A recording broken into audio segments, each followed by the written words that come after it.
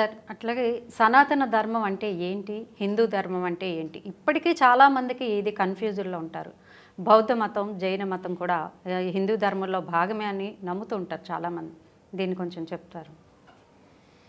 దీన్ని అంటే టెక్నికల్గా చెప్పాలంటే సనాతన ధర్మం అంటే ఏంటంటే ఎటర్నల్ ఆర్డర్ అని.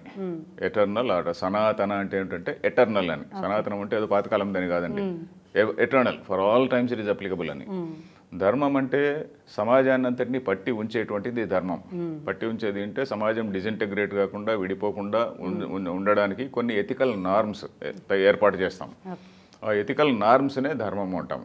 ధారణాత్ ధర్మోచ్యతే అంటే దానికి పెద్ద డెఫినేషన్ ఉంది, దాని లేకపోతే నేను. సో అది ధర్మం అంటాం. సో సనాతన ధర్మం అనేది దేనిపైన ఆధారపడింది అంటే ఎప్పుడు వస్తుంది మనకు ఆ యూనివర్సాలిటీ? ఎప్పుడు వస్తుంది? మనం చాలా ఓపెన్ మైండ్తో ఆలోచించినప్పుడే యూనివర్సాలిటీ వస్తుంది. ఆ ఓపెన్ మైండ్తో ఎవరు ఆలోచించారు అంటే మొట్టమొదట మన ఉపనిషత్తుల ఋషులు ఆలోచించారు. మన వేదంలో తీసుకున్న వేదంలో చివరిలో వచ్చినటువంటి ఉపనిషత్తులను తీసుకుంటే ఉపనిషత్తుల ఋషులు వాళ్ళు ఎలాంటి ఒక అజెండా లేకుండా నేనేదో ఒక మతం ఎస్టాబ్లిష్ చేయాలి, ఆ మతం ద్వారా నేను ఒక రాజ్యాన్ని ఎస్టాబ్లిష్ చేయాలి, నా మతం ప్రపంచమంతా వ్యాపించాలి, ఇట్లా అజెండా ఏమీ లేదు. అజెండా ఏమీ లేకుండా వీడు చాలా ఓపెన్ మైండ్తో ఆలోచించారు. అసలు ఏమిటి జీవుడు అంటే, నేను అంటే ఏమిటి, నా చుట్టూ ఉన్నటువంటి జగత్ అంటే ఏమిటి, దీనికి నాకు మధ్య ఉన్నటువంటి సంబంధం ఏంటి, దీనికి అంతటికీ ఎవడన్నా పైన ఎవడన్నా ఉన్నాడా ఆకాశంలో, ఇలాంటివన్నీ ప్రశ్నలు వేసుకున్నారండి. వేసుకొని వాళ్ళు చాలా ఆనెస్ట్గా ఆలోచించారు, చాలా తీవ్రంగా చర్చించుకొని దానిపైన డిబేట్స్ ఉన్నాయి.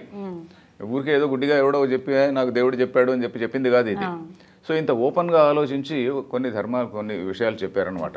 సో అందువల్ల ఇది ఆ దేవుడు అంటే ఏమిటి అనేది ఏం చెప్పారు, నేను ఇందాక చెప్పాను చూడండి, సత్యం జ్ఞానం అనంతం బ్రహ్మ అని ఒక డెఫినేషన్ ఇచ్చారు. అంటే infinitely existing consciousness is what is called that highest reality. అది it is manifesting as the whole world అని చెప్పారు. సో ఈ మాట చెప్పినటువంటి వాడు ప్రపంచంలో ప్రతి అణువులోనూ అదే పరమాత్మ ఉన్నాడని చెప్పినటువంటి వాడు ఏదో Hinduism is equal to casteism ఇవన్నీ ఎలా చెప్తాడండి?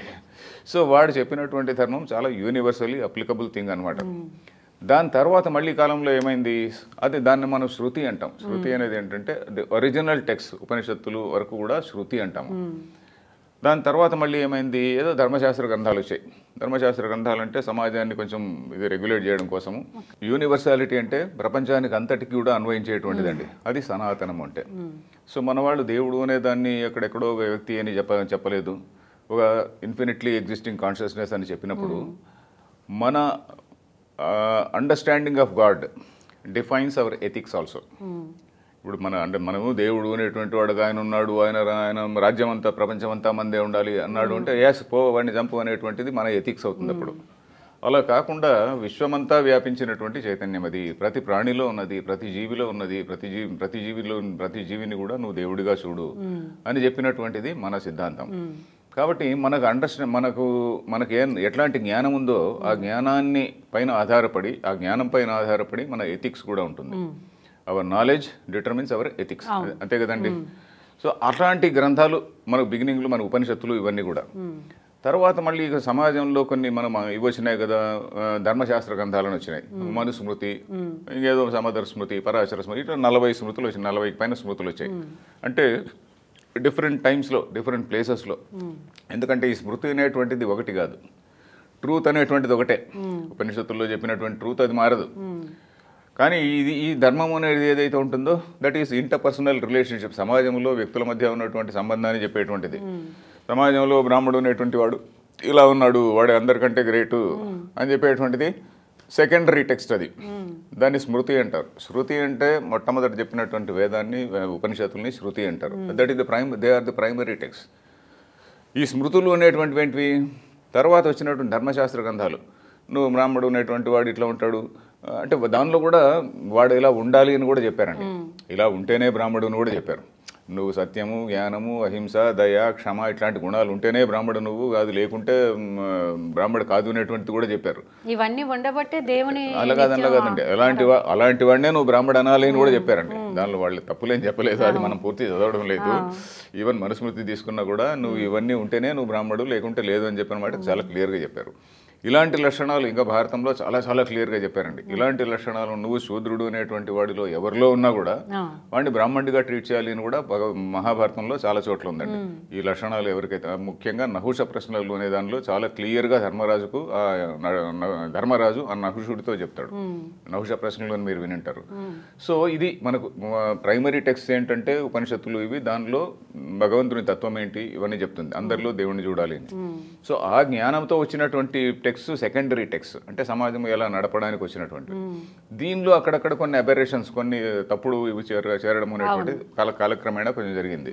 సో దానివల్ల ఏమైందంటే బ్రాహ్మణుడు అనేటువంటి వాడు గ్రేటు, శూద్రుడు అనేటువంటి వాడు ఇది, ఇట్లాంటివన్నీ వచ్చాయి మనకు. సో దానిలో ఇంకోటి ఏమైందంటే ఇప్పుడు ఎవరైతే మనం శూద్రులు అనుకుంటున్నామో వాళ్ళు ఒకప్పుడు శూద్రులు గారండి.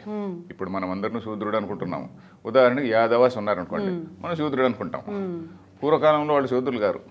సేద్యం చేసుకునేటువంటి వాడు ఉన్నాడు, వ్యవసాయం చేసేటువంటి వాడు, మనం ఇప్పుడు శూద్రుడు అనుకుంటున్నాం. వాళ్ళే అనుకుంటున్నారు. ఇప్పుడు రెడ్డి, కమ్మ, కాపు ఇట్లా వాళ్ళందరూ కూడా శూద్రులు అనుకుంటున్నారు. వాళ్ళు ఒకప్పుడు శూద్రులు గారు. వాళ్ళు ఒకప్పుడు ద్విజులు అనబడేవాళ్ళు. ద్విజ అంటే ఏమిటి? సంధ్యావందనము జంధ్యం వేసుకొని సంధ్యావందనం చేసేటువంటి వాడు ద్విజుడు అని. ద్విజుడు అనే దానికి డెఫినేషన్ ఏమి ఇచ్చారు అక్కడ? దీనిలో మన భగవద్గీతలోనే వైశ్య అనే దానికి ఏం డెఫినేషన్ ఇచ్చినారంటే సేద్యం చేసుకునేటువంటి వాడు వైశ్యుడు. గోరక్ష అంటే పశువులు కాచేటువంటి వాడు కూడా వైశ్యుడే. కృషి గౌరక్ష్య వాణిజ్యం వైశ్య కర్మ స్వభావజం అని 18వ అధ్యాయంలో ఒక శ్లోకం ఉందండి.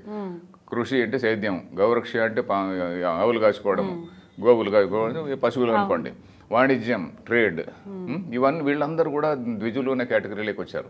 అంటే మనం ఇప్పుడు ఎవరైతే సేద్యం వాళ్ళు శూద్రులు అనుకుంటున్నామో ఒకప్పుడు వీళ్ళందరూ కూడా సంస్కృతం నేర్చుకున్నటువంటి వాళ్ళే, వేదాలు కూడా చదివినటువంటి వాళ్ళే. కృష్ణుడు వేదాలు చదివినాడని మనకు తెలుసు కదా. సాందీపని అనేటువంటి గురువు దగ్గర కూర్చొని ఆయన వేదాలు చదివినాడు. పక్కనే కుచేలుడు అనేటువంటి బ్రాహ్మణుడితో పాటే బెంచ్ మేటో క్లాస్మేటో అనుకోండి కూర్చొని చదివినాడు కదా. సో ఆయన ఇప్పుడు కృష్ణుడిని మనం ఏమంటున్నాము? యాదవ్ అంటున్నాం. సో కృష్ణుడు వాజ్ ఎ ద్విజ, కృష్ణుడు was a Vaishya according to that category. బ్రాహ్మణ క్షత్రియ వైశ్యులు ముగ్గురు కూడా అప్పుడు వేదం చదివారు. ఇప్పుడు ఎవరు చదవడం లేదు. బ్రాహ్మణుడు చదవడం లేదు, క్షత్రియుడు చదవడం లేదు, వైశ్యుడు చదవడం లేదు. సో ఇప్పుడు మనం ఎవరినైతే శూద్రుడు అనుకుంటున్నామో ఒకప్పుడు వాళ్ళు శూద్రులు గారు. వాళ్ళు ఒకప్పుడు అంతా కూడా వేదం చదివినటువంటి వాళ్ళు. శూద్రులను ఏదో బాగా అణిచేశారు అది ఇది అనడము. కొద్దిమంది పరిచర్య చేసేటువంటి వాళ్ళు, సేవకులు ఉంటారు చూడండి, ఇంట్లో సేవకులు చేసేటువంటి వాళ్ళు ఉంటారు కదా, వాళ్ళని మాత్రమే ఆ విధంగా చూశారంతే కానీ మిగతా సమాజాన్ని అంతటినీ అలా చూడలేదు. సమాజాన్ని అంతటినీ అలా చూడడం ఇంపాసిబుల్ అండి. 10% ఆఫ్ బ్రాహ్మిన్స్ క్షత్రియులు ఇంకా మిగతా 90% అని నొక్కేశారు ఉంటాము. అది సంథింగ్, అది ఇంపాసిబుల్ అండి. 10% ఆఫ్ ది పీపుల్ 90% నడిచేశారు అనేటువంటి సమాజంలో ఇట్ ఇస్ ఇంపాసిబుల్. సో మనకు ఎందుకు వీళ్ళందరూ ఇప్పుడు శూద్రులు ఎందుకు అయ్యారు అంటే మన దేశం పైన అనేక దండయాత్రలు జరిగినప్పుడు మనకు హిస్టరీ చదవండి. For example the valley of Kashmir అని నేను ఇట్లీ 2-3 ఏళ్ల క్రితమే చూశాను. ఆ పుస్తకం ఇంతకుముందు చూడలేదు. ద వ్యాలీ ఆఫ్ కాశ్మీర్ అనే దాన్ని ఒకతను ఇంగ్లీష్ మ్యాన్ 100 years అప్పుడు బ్రిటిష్ సివిల్ సర్వెంట్స్ ఉండేవాళ్ళు కదా, అప్పుడు ICS ఆఫీసర్స్ అనేవాళ్ళు, ఇంపీరియల్ సివిల్ సర్వీస్ అని. అతను ద వ్యాలీ ఆఫ్ కాశ్మీర్ అని పుస్తకం రాశాడు 120-130 ఏళ్ల క్రితం. ఆయన దానిలో రాస్తాడు కాశ్మీర్లో జరిగినటువంటి మారణకాండ. ఎవరు ఫర్ ఎగ్జాంపుల్ సికందర్ బుత్ అదేదో ఉంది, సికందర్ ఏదో ఉంది. అతను వచ్చినప్పుడు అతను ఏం చేశాడు? జంధ్యం ఎవడెవడికైతే ఉంటే వాళ్ళందరినీ కూడా చంపేశాడు అనమాట. ఇది ఒక సంఘటన కాదు, హిస్టరీలో చాలాసార్లు జరిగింది. అలాంటి వాళ్ళందరినీ చంపితే ఆ జంధ్యాలన్నింటినీ ఒక చోట పోగేస్తే రక్తంతో దడిచినటువంటి జంధ్యాలు కొన్ని మణువులు ఉన్నాయంట. ఇది ఎవడో RSS వాడు రాసింది కాదు, BJP వాడు రాసింది కాదు. 120-130 ఏళ్ల క్రితము ద వ్యాలీ ఆఫ్ కాశ్మీర్ అనే బుక్ మీకు ఇప్పుడు అమెజాన్లో దొరుకుతుంది, ఎక్కడైనా దొరుకుతుంది అది.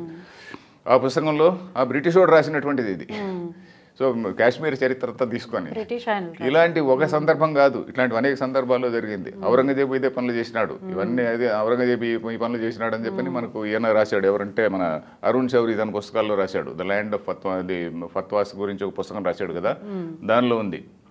సో ఈ సందర్భంలో చాలామంది ఏం చేశారంటే జంధ్యాలు బీక్ పడేసి వాళ్ళు తమకు తాము సేఫ్గా ఉన్నారనమాట. జంధ్యం లేనోడు సేఫ్గా ఉన్నాడు. ఎవడైతే జంధ్యం వేసుకొని నేనేదో హిందువు అది ఇది లేకుంటే తిలకం పెట్టుకొని ఏదైనా ఉన్నాడంటే వాడిని ఖతం చేశారు. సో ఈ కారణం వల్ల మనకి ఇప్పుడు శూద్రులు అనేటువంటి వాళ్ళు ఎక్కువ కనిపిస్తున్నారు. వీళ్ళందరూ ఏమనుకుంటున్నారంటే అరే బ్రాహ్మణులు మమ్మల్ని ఏదో నొక్కి పట్టారు అని. ఇది ఇంపాసిబుల్ అండి. ఇది ఎందుకంటే సంస్కృతం కూడా వీళ్ళందరూ చదివినటువంటి వాళ్ళే. రామాయణము వీళ్ళందరూ చదివినటువంటి వాళ్ళే, ఇంక్లూడింగ్ శూద్రాస్. అప్పుడు ఆ కాలంలో శూద్రుడు కూడా, ఎందుకంటే రామాయణం కూడా చిట్ట చివరిలో మన ఫస్ట్ అధ్యాయంలోనే, ఫస్ట్ సర్గలోనే చిట్ట చివరి శ్లోకంలో ఉందన్నమాట. పఠన్ జనశ్చ శూద్రోపి మహత్వమీయాత్ అని చెప్పని, బ్రాహ్మణుడు ఇది చదివితే కానీ వీడికి మంచి వాక్పటుత్వము, వాక్ సిద్ధి కలుగుతుంది. క్షత్రియుడు చదివితే వాడు రాజ్యపాలన చేసేటువంటి ఇది వస్తుంది, ఎబిలిటీ వస్తుంది. వాడి వర్తకుడు చదివితే వాడు ఇంకా కొంచెం బాగా వర్తకం చేసేటువంటి శక్తి వస్తుంది. వర్తకమే కాదు, ఈ వైశ్య పని ఇవన్నీ కూడా.